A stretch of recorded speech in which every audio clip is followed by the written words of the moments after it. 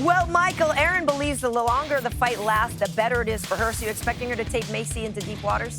If I'm Erin Blanchfield, obviously I think she's going to have an advantage the longer the fight goes. But I think that her plan is to get out there and get the submission. But I want to talk about her striking a little bit, because obviously we know her as this very polished grappler. But the way that she strikes is she uses that jab as her segue to get to that lead head kick. And she'll use that jab to split your punches. And once she can establish the jab, she will apply the pressure, which leads to her takedowns. And she's got such a good clinch game. She does a good job with her inside trips, her outside trips, her high doubles. She does a good job putting it all together. Well, she is definitely Jersey tough. Her significant strikes per 15 minutes is 5th highest among active flyweights. 80% takedown defense, that's 4th highest in flyweight history. And her 39% control time is 3rd highest among active flies. And Dean, I want to ask you about that control time. How important is that going to be versus somebody like Maycee, who is very aggressive? Well, her control is exceptional. That's from that Silver Fox, Renzo Gracie, BJJ lineage. And it's going to be very important for her if she can get Maycee down to control her and make Maycee work really hard. Because as we know, Maycee cut a lot of weight. She's going to struggle. So the more she can control and the more she can get Maycee to work really hard, it's going to be very important for her success. Yeah, all right. Well, with that in mind, when we're talking about action on the canvas, we kind of wanted to set this up and talk about the best submission artists in the UFC on the women's side. Top 5 female submission artists. Michael, I believe you are going first. Yeah, well, obviously, my number 1 is going to be Juliana Pena. And a lot of people are going to wonder, well, she doesn't have that many submissions in the UFC. Well, listen, there's one submission that stands out. She defeated the greatest combat sport athlete of all time with a crowbar choke. So Juliana Pena is my number 1. Number 2, going with the prime Dean Kundo black belt and Jillian Robertson, the all-time submission leader. So that's definitely a no-brainer. Number 3, I got Mackenzie Dern. Mackenzie Dern, ADCC champion, 3-time IBJJF world champion.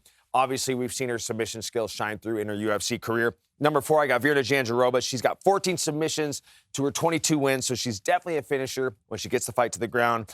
And coming in at 5th, I got Tatiana Suarez. Tatiana Suarez, 2-time world champion, blue belt and white belt. She got gold at Pans in wrestling. She's competed at the senior level in wrestling. And with her submission game, I mean, she's got 4 subs and 7 wins, devastating with her front choke. So that's my 5 best submission artists for females in the UFC. Nice, very nice, Michael. All right, who's on the Dean's list? Well, he went from 1 to 5. I think I'll go backwards. I'll go from 5 to 1. So at number 5, I have, let me see, Juliana Pena. So I'm going to go the opposite way. Juliana Pena, you can't not discount what she's done, and she did submit Amanda Nunes. So that in itself speaks for a lot. And then I got at number 4, a name that most people might not know is that's Jacqueline Amarine, and she's just a fantastic submitter. When she gets a hold of an arm, I mean, she's taking that thing home. And then I got Virna Jandiroba. She may not have as many submissions within the UFC, but if you look outside of the UFC, I mean, it's just sub, all the way down. And at number 2, Mackenzie Dern, for the same reason that he has.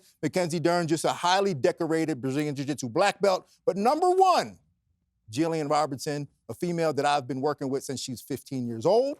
And she hunts submissions. She loves to choke people. Yeah, it's neck cuddles, she calls them, right? Yes. Yeah, nice, very nice. Well, those are both excellent lists. Thank you so much. And folks, if you aren't familiar with all of those fighters, like he was saying, like Jacqueline Amarine, you should definitely look up her fights as well. But we do want to hear from Miss Blanchfield right now. She spoke with Megan Olivi earlier today.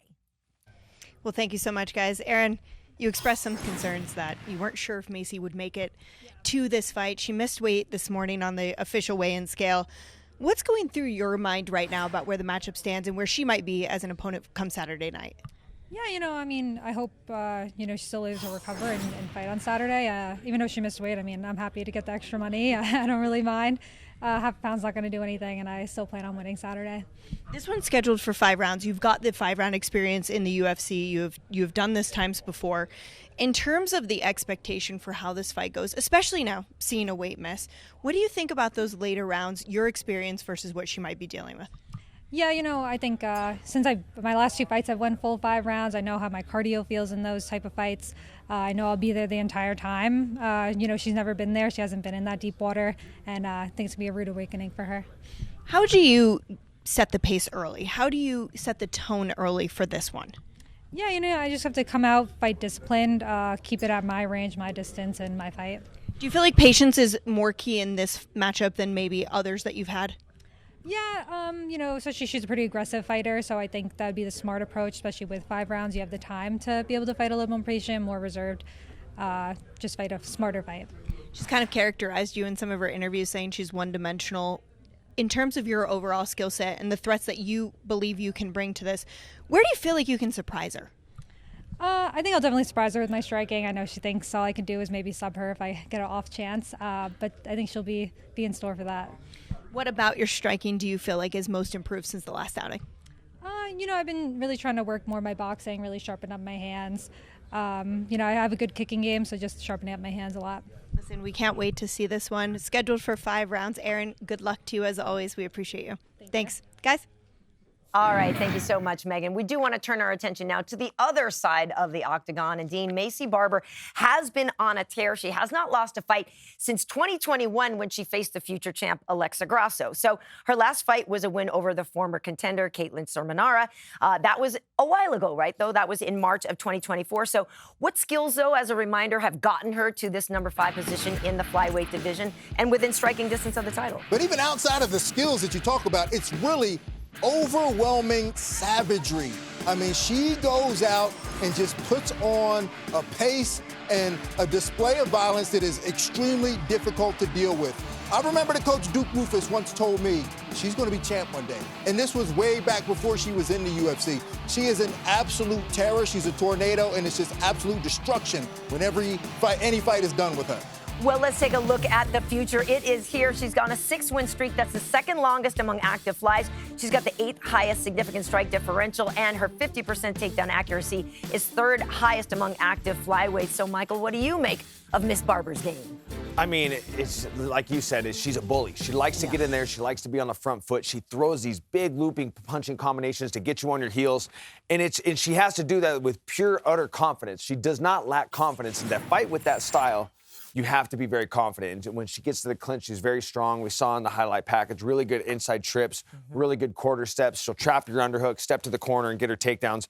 But I have a little story I never told you guys. Because I was saving it for this. Here we go. I don't know. Is this good for on air? A long time ago, it is a good one. A long time ago, I don't know how old Maycee Barber was, but she had to have been like an amateur fighter. She sent me a message on Instagram and was just like, hey, I'm a big fan of your style. I just want you to know someday I'm going to become a world champ. And, like, I remember when she got into the UFC, I saw her at UFC 209, and I was like, hey, and I pulled it up. I was like, you remember this? She's like, I do. She's like, she was just that aspiring young fighter reaching out to people and just being like, hey, you're going to know my name someday. And we all know who Maycee Barber is now. She's on the verge of getting herself into title contention, so she's an incredible fighter. And I thought it was a cool little story. See, back then, but now she won't return your No, calls. Michael, She don't even know you no more. You didn't say anything nice about me on the show. What are you doing? Hey, I'm just doing my job. I got to call it as I see it.